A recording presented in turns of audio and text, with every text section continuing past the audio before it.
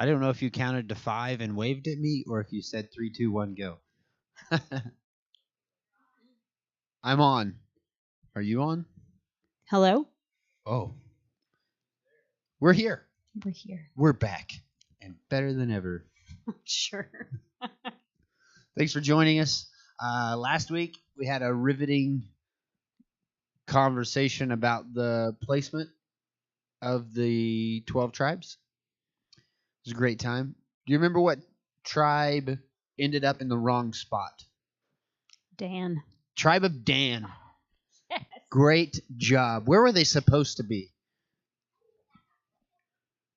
Down here. That's right. But Where they did moved up here. Way up there. Yeah. That's a great time. You should look back. It's so important for us to be in the place because God's in the place that God has called us and active in the place that God has placed us because He has a mission for us based on where He has us. And so if we will engage with Him, that's so important. Now we get into this book. I would do a review, but that's pretty much the review. Yep. Do you remember the term that we said for Torah? For the first 5 books of the Bible, there's one term. Spent a whole week in review, and there was one term. You remember it? It ends in ship.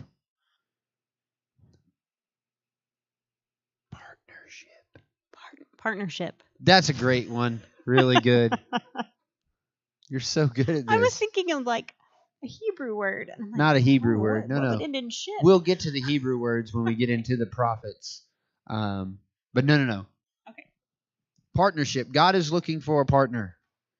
When He finds a partner, He's caring for and providing for and doing all the things and wants to bless them to be a blessing. And because of that, He takes His people that partnered with Him, that He chose to partner with, and He puts them where? This was last week. Would you like to phone a friend? Anyone? In the land of Canaan? What did we call it? The Promised Land. The Israel? We gave it anyone a term. Else? Anyone. The crossroads of the earth. The crossroads of the earth. The turnstiles of the ancient world. That's where He placed them. That's what you do. What? If you want someone to interact with everybody, oh yes, I remember you that. put part. them right where everybody's going. That's right. I do remember that. 3 major trade routes. Yep. All went through one place. So everybody had to interact with them. Everybody had to interact with them. That makes sense. And so to show all those peoples of the known world that they were different, God had given them a law and a command of what a relationship with Him looked like. And because of that relationship with Him, what a relationship with the rest of the world looked like. That's why the AOWs are so important. What does AOW stand for? Away without leave? No, it's not. No, something orphans and widows, but I don't remember. Aliens. Aliens. Yeah. The sojourners. Yeah. Yes. Anyway, so where do we find ourselves now? We find ourselves having come through, did it actually happen in Joshua, to the book of Judges. And I challenge you, does anyone have one of these intelligent devices with a Google search function or a search function? Yeah. Why don't you search Judges cycle of and see what it auto-fills to. Fills. Oh, wow. I just put Judges cycle. What does it say? Judges cycle of sin. Wow. Anybody else? Judges cycle of sin. Wow. I've never even heard of that.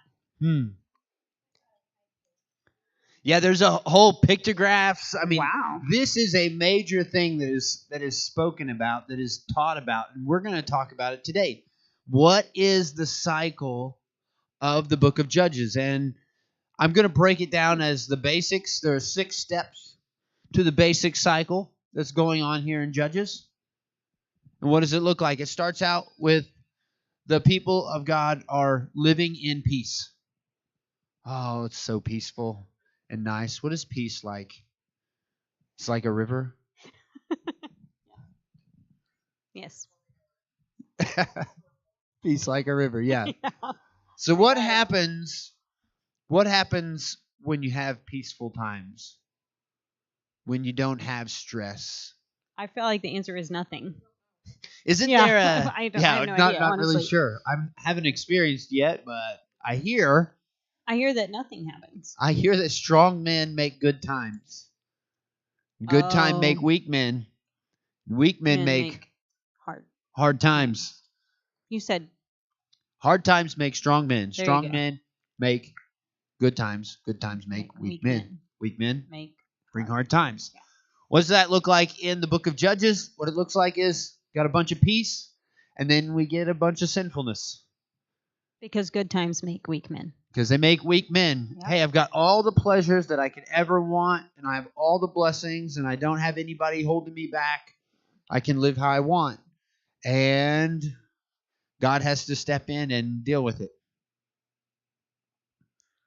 Because those who he loves, he Rebukes. rebukes, he corrects, and he chases after. So God has to punish them. God has to correct them. And then what comes? How does he punish them? How does he correct them? He uses pagan kings and pagan rulers and pagan groups of people to oppress them. And That's then unfortunate. in their oppression, in their hardship, what happens? They cry out, the Ze'ekah. And then God responds, because that's what we've seen already, yes? Yeah. That's where we looked at the story of Lot, the story of Sodom and Gomorrah. Like, this is that call. This is the whole beginning and setup of the book of Exodus. This is it. God responds to the cry of his people. So his people remember him and they cry out to him. Sounds kind of familiar. If you know anything about the Bible, we're going to get to it. The book of Jeremiah talks about this very thing. They finally remember him and they call out to God. And what does God do? In Judges? Yeah. Do I get to say what number 4 says? Yeah, number 4. Oh, he raises up a judge. A shophatim. A shophatim arises. Shophatim is the word for judge. So, Like a chauffeur. shophatim. There's a whatever the plural for shophatim is. That is the title of judges, and there are 12 judges that show up. Huh? I was thinking about boxing, and I was trying to figure out how I was going to say. Shophatimin? Yeah. No, that's not how it is. Anyway, sorry. Anyway, so there are 12. Insignificant number if you've ever studied the Old Testament. Right. 12, not very significant. Anyway, Shophatim, the judge, God raises up a judge. What does the judge do? Delivers Israel. They operate as a military and spiritual leader, and God leads them and God delivers them. Where does he deliver them to? The crossroads? No. Peace? To peace. Oh, okay. Back to peace. So, back to peace. What comes from peace? I'm going to guess sin. Sounds like sin comes in. So we can really see this kind of building. How would you identify this cycle? Because the internet identifies it as a cycle of sin. How would you identify this cycle? Will you read Judges chapter 2? Sure. Judges chapter 2, verses 10 through 19 is where we're going to start. We're going to read a few things going on here and see what we're seeing. All right. Judges chapter 2, 10 through 19. When all that generation had been gathered to their fathers, another generation arose after them who did not know the Lord nor the work which he had done for Israel. Then the children of Israel did evil in the sight of the Lord and served the Baals. And they forsook the Lord God of their fathers, who had brought them out of the land of Egypt. And they followed other gods from among the gods of the people who were all around them. And they bowed down to them, and they provoked the Lord to anger. They forsook the Lord and served Baal and Ashtoreths. And the anger of the Lord was hot against Israel. So he delivered them into the hands of plunderers who despoiled them. And he sold them into the hands of their enemies all around, so that they could no longer stand before their enemies. Wherever they went out, the hand of the Lord was against them for calamity, as the Lord had said, and as the Lord had sworn to them, and they were greatly distressed. Nevertheless, the Lord raised up judges who delivered them out of the hand of those who plundered them. Yet they would not listen to their judges, but they played the harlot with other gods and bowed down to them. They turned quickly away from the way in which their fathers walked, in obeying the commandments of the Lord. They did not do so. And when the Lord raised up judges for them, the Lord was with the judge and delivered them out of the hand of their enemies all the days of the judge. For the Lord was moved to pity by their groaning, because of those who oppressed them and harassed them.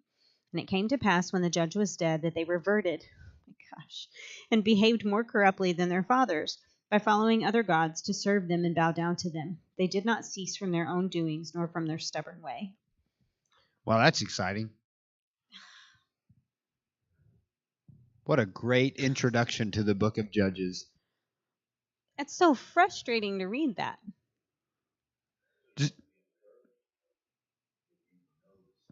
Yeah, if you know the Right, cycle. yeah. And we're going to talk about this. Right. Here's tell me what is the Ashtaroth? I don't know. I wondered what that was when I read it. I think we've talked about it a couple times. Canaanite goddesses. What was that? What were the Canaanites called? Oh, were they the people that were to the right? The Amorites. Yeah. On my imaginary map, I can see it in my head, but yeah, the Amorites. Are those the ones with... Oh, terrible. The baby hands. Yeah. Did you hear about that? Oh, it's a bad deal. You should just say it real quick. So the Ashtaroth is the chief goddess of the Amorites, and they had golden statues that were hands that slid down into a mouth, and the Amorites were focused on fertility. And one of the things that they would do is they would heat a furnace underneath this god, and they would call people to bring their firstborn, and they were praying for fertility. And they bring their firstborn child, like infant, and pull it out of his swaddling clothes and put it on these hands that are blazing hot. And as that baby cries, it's sliding down into a flame as if it's being consumed by the Ashtaroth. And that is Isn't that awful? the Amorite god. So it's terrible. And these people bowed down to them. Yeah. They were around for over 400 years before God sent the Israelites into the land of Canaan to destroy them and to wipe them off the face of the earth. Obviously, they didn't do that. They didn't wipe out the whole religious sect. Matter of fact, we're going to get into a part in 1st and 2nd Kings.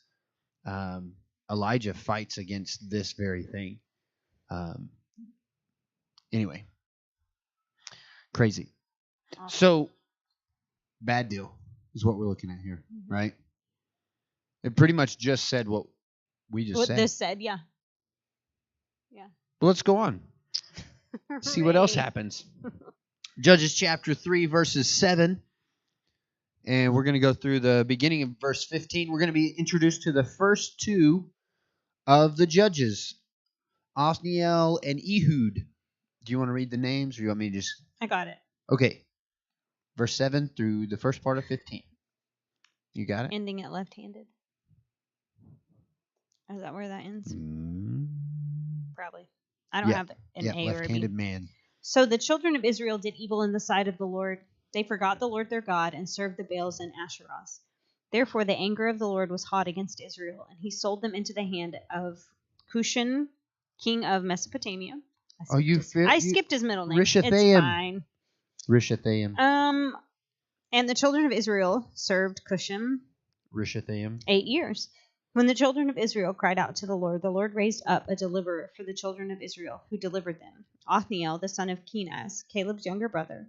The Spirit of the Lord came upon him, and he judged Israel. He went out to war, and the Lord delivered Cushan king of Mesopotamia, into his hand, and his hand prevailed over Cushan. So the land had rest for 40 years. Then Othniel the son of Kenaz died. And the children of Israel again did evil in the sight of the Lord. Wait.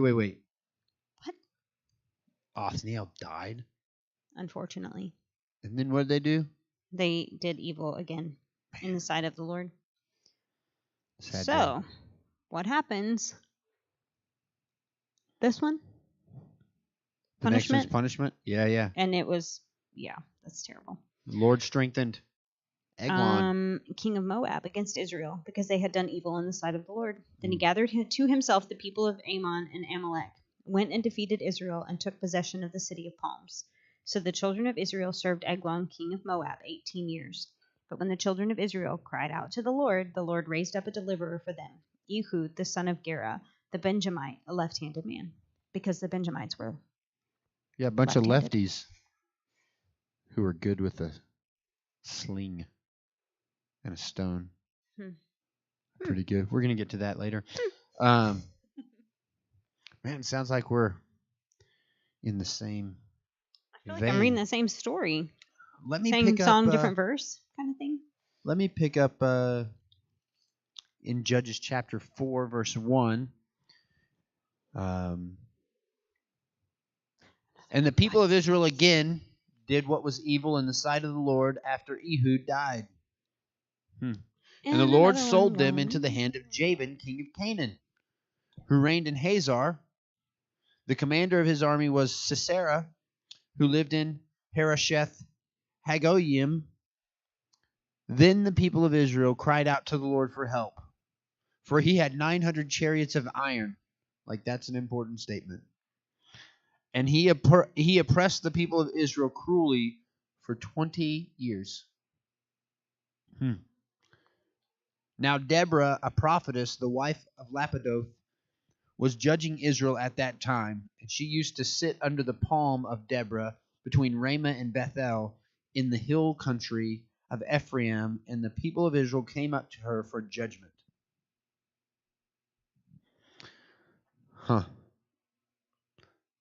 That's pretty crazy. 900 chariots. That's what that guy had? Is that an important Jabin? number? Or? Why is 900 important? Are you talking It's about not really. It's just like the people of Israel cried out to the Lord for help, for he had 900 chariots of iron. It's like, okay, they cried out for help because there were 900 chariots or because they were being oppressed. Help, help, I'm being repressed. That's a quote from Monty Python. Anyway. Oh, I did not get the reference. Sorry. Pretty good rhythm. And Deborah ends up rescuing them, which is like a whole conversation about women in ministry. And then she sings a song in chapter 5. They make a whole song in chapter 5. And it's a duet. We pick up the story in chapter 6, but I want to read the very last statement of Judges chapter 5. I was just reading that, yeah. And the land had rest for 40 years. That's a whole 2 generations. That's pretty good. Yeah. I'm going to write that up there in just a second. And then the story slows down. The people of Israel did what was evil in the sight of the Lord, and the Lord gave them, I'm in chapter 6, verse 1, if you're following along. The people of Israel did what was evil in the sight of the Lord, and the Lord gave them into the hand of Midian 7 years. And the hand of Midian overpowered Israel, and because of Midian, the people of Israel made for themselves the dens that are in the mountains and the caves and the strongholds. For whenever the Israelites planted crops, the Midianites and the Amalekites and the people of the east would come up against them. They would encamp against them and devour the produce of the land as far as Gaza, and leave no sustenance in Israel, and no sheep or ox or donkey. For they would come up with their livestock and their tents. They would come like locusts in number, but they and their camels could not be counted, so that they laid waste to the land as they came in. And Israel was brought very low because of Midian, and the people of Israel cried out for help to the Lord. And when the people of Israel cried out to the Lord on account of the Midianites, the Lord sent a prophet to the people of Israel, and he said to them, Thus says the Lord, the God of Israel, I led you up from Egypt and brought you out of the house of slavery, and I delivered you from the hand of the Egyptians and from the hand of all who oppressed you, and drove them out before you and gave you their land. And I said to you, I am the Lord your God. You shall not fear the gods of the Amorites in whose land you dwell, but you have not obeyed my voice. And then the whole story slows down, and we hear about this guy. Do you know his name? Gideon. And you kind of see this is pretty significant rhythm. We've run into 5 of our, well, we've actually talked about 4, but there have been 5 mentioned judges in Israel so far in 6 chapters. How do we identify this cycle?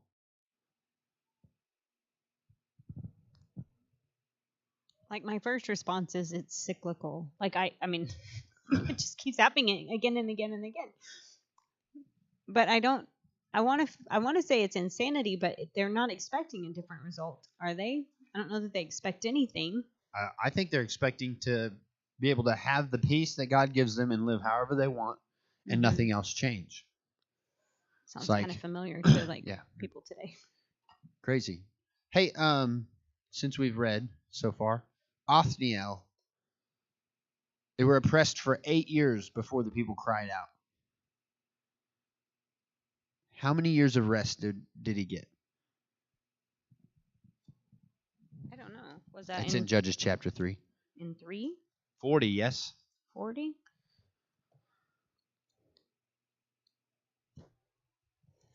Ehud. Where does it say that? How do you know that so fast? Read chapter 3. You read it. I did out loud? Yeah, you did. Definitely out loud. Wow. It's only like 6 verses. The whole thing. So the land had 40 years. Had rest 40 years. Then Othniel, the son of Kenaz, died. The second thing I read. That's verse 11. Okay. Crazy. Yeah. Sorry. What about Ehud, the left-handed guy? What happened there? I don't think you actually read that part. But you read it anyway, but I said he died, right? He was dead. 80, yeah? It's like a double portion. It's crazy. 8 years to remember God, got 40 years of rest. 18 years to remember God, got 80 years of rest. What about Deborah? 20 years. Like, how bad does it have to be that you wait 20 years to call on God? To be like, you know what? I can endure only so much. That was only 40. 40 years. All right. I think we're seeing a pattern here. Pretty good. What about Gideon? They were oppressed for 20 years. And they just dealt with it. Didn't know to call out to God. Matter of fact, the story of Gideon doesn't end until the end of chapter 8. It hadn't changed much. No. If we grin and bear it. 40, yeah? Yeah, 40. Mm-hmm. The country was quiet for 40 years in the days of Gideon. Got a pretty good little rhythm. We're feeling this cycle, right? This regular routine. How are we feeling about this cycle? Does it feel familiar? Feels kind of normal? This is kind of hadn't changed much. Life. There's so much that we could talk about right here because there's a lot of information. And I want to go through the story before I get back to a couple things. So, where have we been so far in the story? We got to know Othniel and Ehud and Shamgar and this interesting story about Deborah. We read, and then the book really slows down in Gideon, and he takes up almost 3 chapters. And then Tola and Jair we hear about briefly. And the next major story we hear is this awkward story about Jephthah. And I want to take a moment. Does anybody know the story of Jephthah? This is a weird most of us, if we were taught anything about the book of Judges growing up, and if you spend a lot of time in the Bible, you probably know the name of two of these people. You've heard the story of Gideon, who he's found in a hole, and God shows up and says, "Hey, come on, mighty man of courage." He's like, "I am not. Go away from me. I'm hiding in a hole, trying to break up some grain so I can just have enough. I'm the weakest of my tribe, and we are the weakest clan in our of the 12 tribes, and and I'm of the weakest of the tribes. Like, I am the weakest of the weakest of the weak. I am not important at all. Leave me alone." And God's like, "Come on, mighty man of courage." And he calls him, and he ends up leading people to victory and then being a judge and bringing peace. The other one we know about is Samson. I'll get to him later. Probably the worst prophet. Probably the worst judge. Yeah. Period. This guy is so bad. Anyway, Jephthah, on the other hand, kind of a stand-up guy. Really committed. Sees this amazing victory. Matter of fact, he is fighting these oppressions. I think it's of the Amalekites. You can correct me if I'm wrong there. And as he's going to fight them on behalf of God and on behalf of his people, he makes a vow to God that you may go. Chapter 11 and 12. But chapter 11 is where his vow comes in. And we're like, this is weird. Because he makes a vow and he says, "God, if you deliver this victory to me, I will sacrifice to you whatever's the first thing that comes out of the gate on my way home from this victory." Seriously. Sounds really strange. Here's what happens, though. We don't understand what is happening.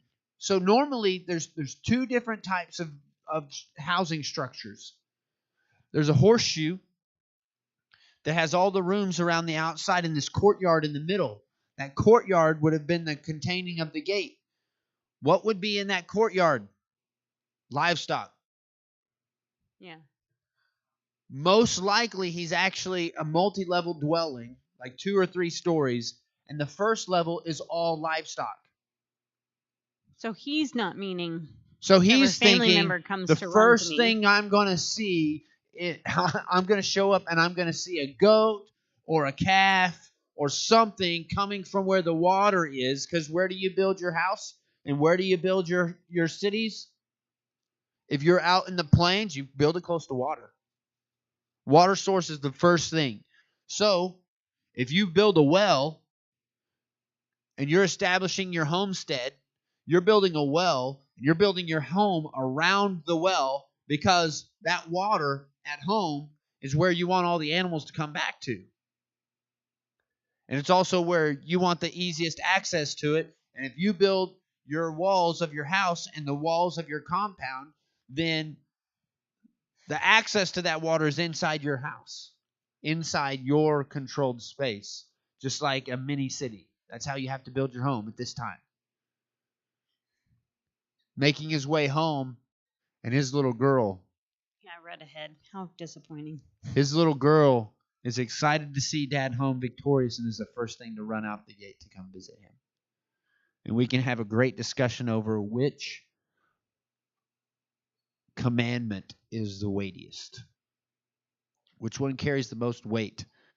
Because he committed to sacrifice to God as a burning offering. Thou shalt not kill. Yeah.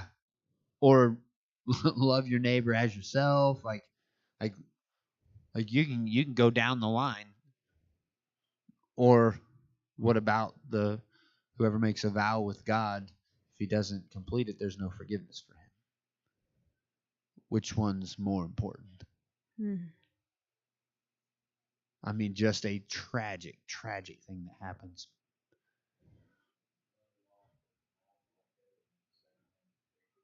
Yeah, like the apple. As they say, the apple doesn't fall far from the tree. When you've got Jacob and his story. If you don't know Jacob's story, you can listen back to where we were. I mean, just Probably a wise place to say, hey, we should think about what we say before we say it, what we commit to before we commit to it. So like I said, we probably have heard of some of these, like Ibsen, Elon, Abdon. Anybody? Is that like Musk or? No, not Elon Musk. Okay. Just checking. No. All these interesting stories, and then Shimshon, Samson. Shimshon? That's how his name's pronounced in Hebrew. Shimshon. Samson. It's terrible. He's kind of the last. You know what tribe he's from? The donkey jaw slinging tribe. Donkey jaw slinging tribe. Would he be from the same one as the donkey herders? No. Well, yes, I think. Who was the donkey herder? Saul the donkey herder. Yeah. Nope. Not the same? Don't think so. Isn't he from Benjamin? I don't know. No, not Samson. Saul. We'll hear about that I don't know. in the upcoming weeks. Samson's from Dan. What's so significant about Dan? We talked about that last week. So significant about Dan is they run to the wrong place. Post Samson, it's like this statement. They're part of the Boov tribe. The Boov? They're the best at running away? Yeah. I wonder if they just had the right leader who would not play around with all the other things in life and just take their commitment seriously, take their calling seriously. I wonder if they'd have stayed at home. It's a great conversation to have, don't you think? Mm-hmm. I mean, if Samson is from the tribe of Dan and he's called to lead them and he's given incredible strength and capability, but he was so reckless, like easily the worst of the judges. Like, I don't even think it's close. He works so hard. He lives for 40 years through this oppression. How much peace did he earn? I don't know. Oh, wait. It's like chapter 13, 14. Oh, we have to. Oh, Micah was the girl that cut his hair, right? Delilah? Oh, Delilah. Yes, Delilah. Who the heck is Micah? That's at the end. We'll get to that. Oh, that's 17. I can't read. I thought that's 13, 14, 15, 16. 16. Isn't that Samson? Yeah. Mm-hmm. That's where I was. And then 2 middle pillars. Samson said, let me die. Which reminds me of the show we saw in Branson. How long was there rest in Israel? How long did he judge Israel? Because once he was judging Israel as the judge, Israel had peace because he beat up everybody with the donkey's jawbone. Like the Philistines were a big deal. Yeah. But he fought them off. And amazing that he would be fighting the Philistines because Dan was right there on the front line where the Philistines were. That's where they were supposed to be. Yeah.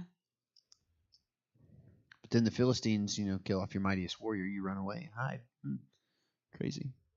How long? I don't know. I haven't found it. I've been listening to you. 16. He judged Israel 20 years. Mm-hmm. So does that mean 20 years is all they had peace? So when it says that they had rest, that's just when the judge was over them. Yeah. Ehud was 80? What's the cycle? What do you mean? What's the cycle? When the judge dies, what happens? They go back. They go back.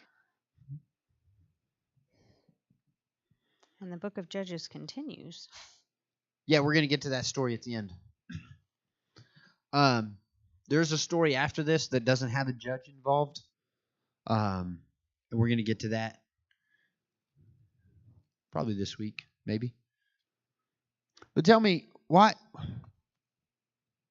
is this significant? What decreased by half instead of doubling? Yeah, they didn't get Ehud, they got the left-handed guy, gave him a double portion of peace. 40 years is pretty significant. Because if we're talking, remember the context we've been looking at. What happened at Sinai? At Mount Sinai, what happened? Which part of it are you What wanting was me it? to say? Oh gosh. It was a what? A ceremony. A marriage ceremony, a wedding ceremony. And they spent how long after that in the wilderness? 40 years. And what was that? The honeymoon. A honeymoon, a period of rest. Stop working, get to know me. 40 years to get to know me, to know who I am, to know my ways. And every time that they fight oppression and finally call out to God, they get at least 40 years of Communing with him. get to know me. Yeah. Hey, let's renew these vows. Let's recommit. I mean, they got a double portion here in Ehud. Let's recommit. Let's get a double portion of honeymoon and getting to know me. Yeah. How patient is God?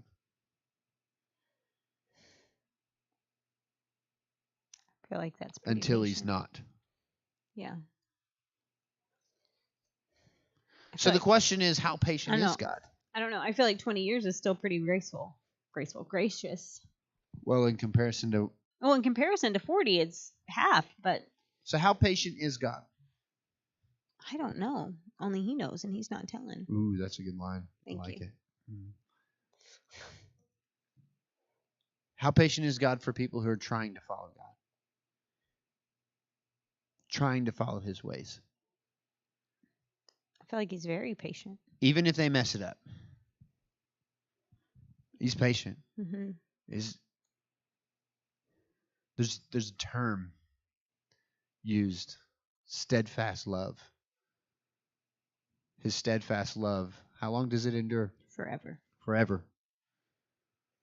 His steadfast love, his patience, his grace, his mercy endures forever for those who are moving in his direction.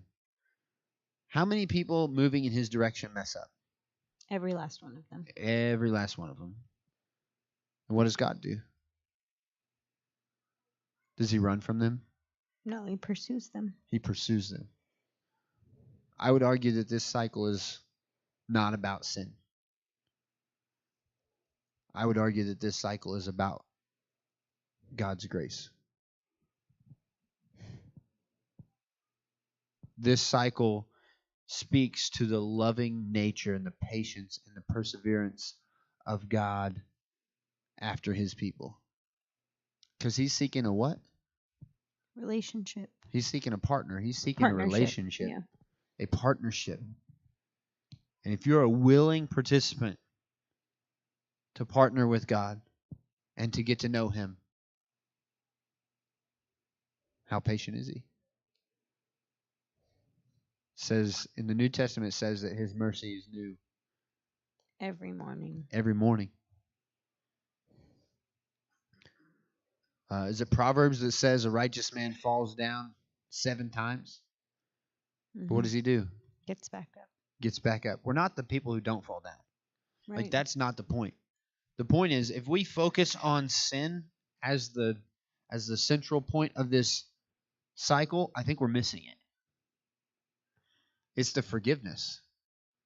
God brings a judge, a shoftim, to deliver his people and to bring peace back. God's desire is to bring peace back.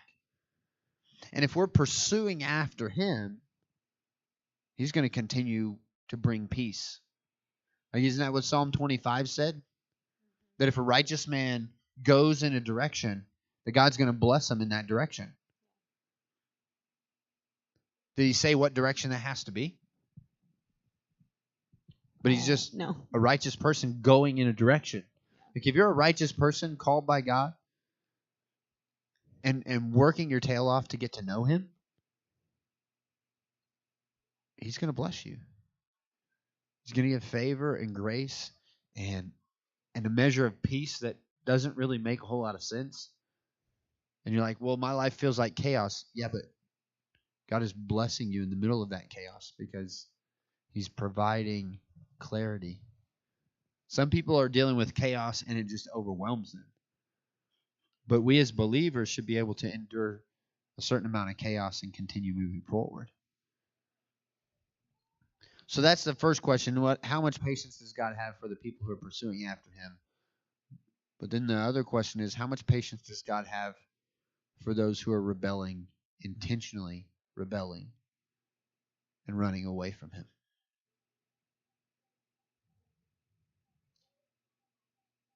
You want me to answer? I'm asking a question. Oh, I don't have any idea. How patient is God towards the people who are intentionally... Well, I feel like he's half as patient. Well, at some point he is, yeah. Yeah. Like they're intentionally going in the opposite direction. And now he's patient. And we're going to end up getting to the story of Hosea, so I won't jump in there here. But this is where we're challenged, I think. Because like the story of the Amorites, people in the land of Canaan. We're like, God, why don't you do something? God, why don't you do something? God, why don't you do something? And then God does something. Mm-hmm. And we're like, God, why are you doing that? You asked me to. Like, how many baby cries did it take? Well, 420 years or something like that. How many would we want it to take? One. None. Well, I mean, ideally 0, but like respond by delivering the first one and not letting it happen again. Yeah. But then it's been going on for so long. God, where are you? Why aren't you doing something? And then he does something. And we're like, that's a little excessive. But was it? God, this isn't your character. And he's like, well, like, yes. Like, hardship creates strong men. Yeah. Strong men create good times, easy times. Easy times create weak men. Wow. So we need some level of hardship. And here's why I ask this question. The challenge for the people of Israel is they became less and less concerned about God and more rebellious, even to the point of this is the last judge identified, Samson. And he was given strength, and that strength was in his hair. And God told him, he took a certain vow not to cut his hair. John the Baptist took the same one. Nazirite vow. Not to cut his hair. So it's long, and he has this relationship with this woman who is terrible. And she's just trying to hurt him. And he's like, oh, she likes me. She likes me to show off. If you'll tie my hands with brand new ropes, that's how to do it. Then he wakes up bound by brand new ropes, and he breaks the ropes. And she's like, oh, you lied to me. Won't you just tell me your story? And she's like, and eventually he does. I mean, if you play around with somebody who's out to get you, they're going to. They're going to. Yeah. If you play around with sin long enough and don't destroy it, it will destroy you.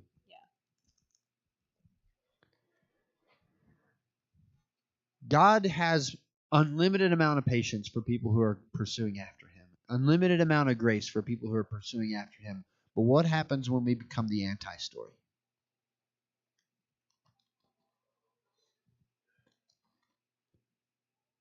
What about Micah and the Levite story? What do you know? What can you tell me? This is like the unpreached story of all the Bible, I think. I've preached about it, honestly. This year, I've preached about this story. I've mentioned it.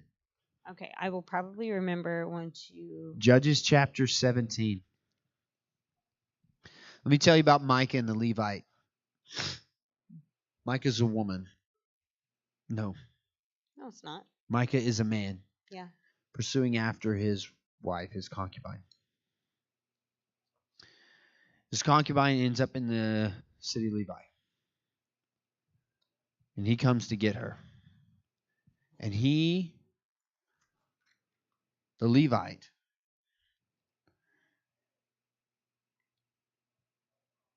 yes, the Levite ends up in the center of town and he's going to sleep there. And they say, no. That's a bad idea. Don't stay here. Come and stay in my house. Oh, I remember this story. So Levite and his concubine go into the house of Micah. And then the men of the town all gather together and come knock on the door, beat on the door, and say, give us that man so that we shall know him. When else in the Bible was this declaration made? Anybody know? I'll give you a hint. It's in the book of Genesis. It's almost verbatim the story of Sodom and Gomorrah. What happens in Sodom and Gomorrah? Awful things. The story is shared that there's these three men who show up. They've just left Abraham's tent where he met them and made them 60 pounds of bread. Pounds worth of flour in 60 bread. pounds worth of flour he made into bread. Killed a calf and made some cheeses and sent it all along the way with them. They leave there to go judge Sodom. They end up in Sodom. They go into this town square and they're going to stay there overnight. Who lives there? Lot. Yeah. He's inside the city gates and he says it's not safe. Don't stay here. Come and stay at my house. The people of Sodom come and knock on the door and say, send out those men who have come to you so that we may know them. And Lot says, don't do it, guys. Go away. Go home to your own house. And they're like, no, give us those men. And he offers his daughters instead. Mm-hmm. And we're like, what in the world? What do the men of Sodom and Gomorrah do? What do the men of Sodom and Gomorrah do? I don't remember. They go home. Oh, they didn't want the daughters. They go home.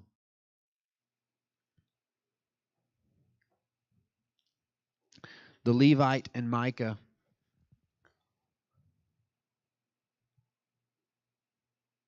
says, no, guys, go away. You're not taking this man. So what do? They offer the concubine. And they take her. They come back the next morning and she's outside. And she ends up dying.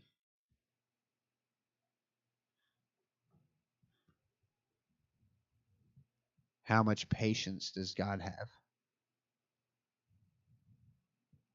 for people who have proclaimed a partnership with him, but have turned into verbatim the story of Sodom and Gomorrah, except for they took the offer of the concubine, where Sodom and Gomorrah rejected the offer of the two girls.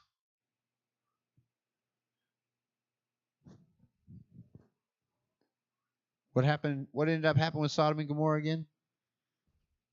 It's gone. Hellfire and brimstone. Like, don't look back or you'll turn into a pillar of salt. Or a pepper shaker.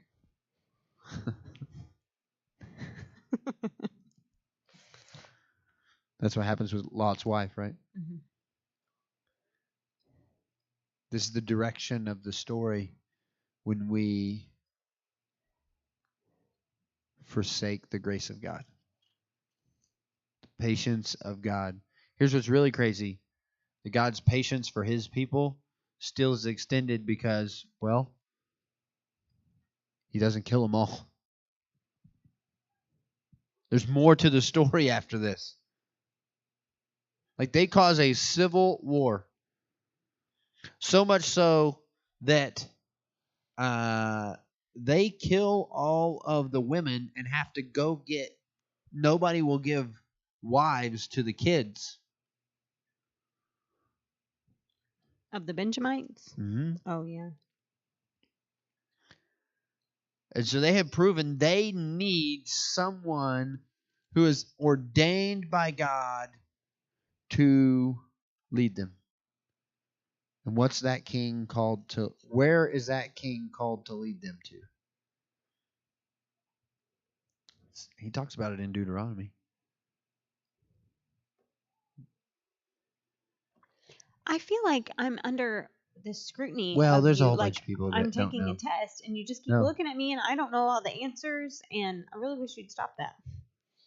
We don't know. That the point is we don't know. In the book of Okay, Deuteronomy, so I am right. I don't Yeah. know. Okay, cool. in the book of Deuteronomy, Stressing me out. in the book of Deuteronomy, Moses in this retelling says he's going to establish them and that they're going to try to serve him, but they're going to reject him, and that God's going to have to set up a king.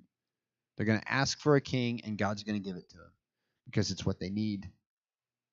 And that king's not going to be called to be like the other kings to have all these chariots and horses and to build up a name for himself.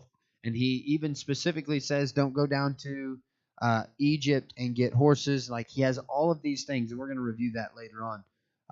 But he says that a king is coming, and that king is supposed to reject all of the earthly things, but be a person who demonstrates to his people what it is to come into his presence.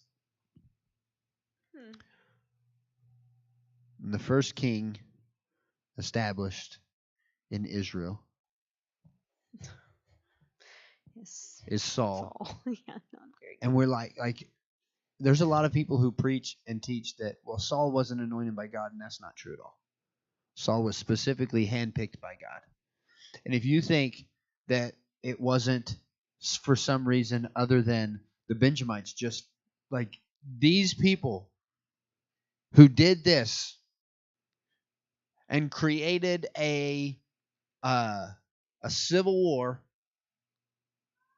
that acted like Sodom, even worse than, and that's how the book of Judges closes out. And then the next thing we know, they're asking for a king, and God says, I'll give you a king. I'll give you the king that you deserve. I'm going to give you a donkey herder from Benjamin. And they're like, yes! Probably should have read the whole story. Yeah. Because God's like, I'm giving you somebody who is educated and knows how to lead donkeys. And he's not even really good at that because we meet him out hunting for donkeys. Like if you're out roaming the hillside, Because he can't keep up with them. because he can't keep up with donkeys. And, it's hard to keep up with donkeys in the biblical form. That's the only thing I'm going to say about that. But when we become the anti-story, when we become the people who are perpetrating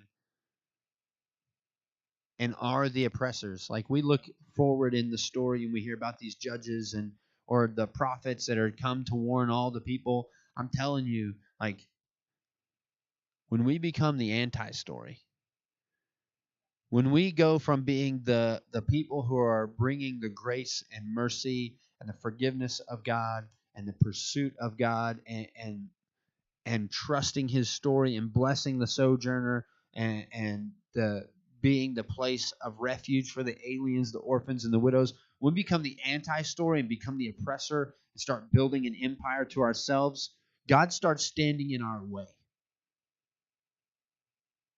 And it's like, God, what are you doing? Well, I'm calling you back to my character because you're put at the crossroads of the world to be my people, called by my name. And I'm going to bless you so that you bless everybody else who you come in contact with. And I'm putting you at a space where everybody in the world has to come into contact with you.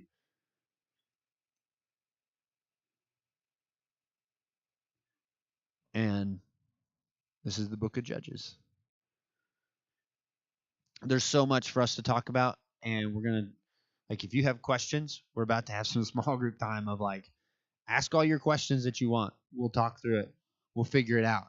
Like, there are crazy details. This is a great book to just ask. Like, there are so many stories in here that we don't talk about, that don't make a whole lot of sense, that we can talk through, and how they fit into the whole narrative. But it's so important for us to understand that if you're a person who's pursuing after Jesus, don't get caught in this is a whole cycle about sin, because that's not what it's about. The cycle is about where we focus our gaze on. I always tell our kids, you steer where you stare. So if you're looking off in this direction, like if you're driving down the road, literally, if you're behind the steering wheel of a car and you're looking off towards this field, off on the right, you're probably making your way that way. Sometimes it's a little bit more extreme than others. And God says, hey, you may wobble a little bit, but if you'll keep your eyes on me and pursue after me, my grace is sufficient for the day. We need to be moving in that direction. So we're going to have some small group time. Love you guys. See you next time.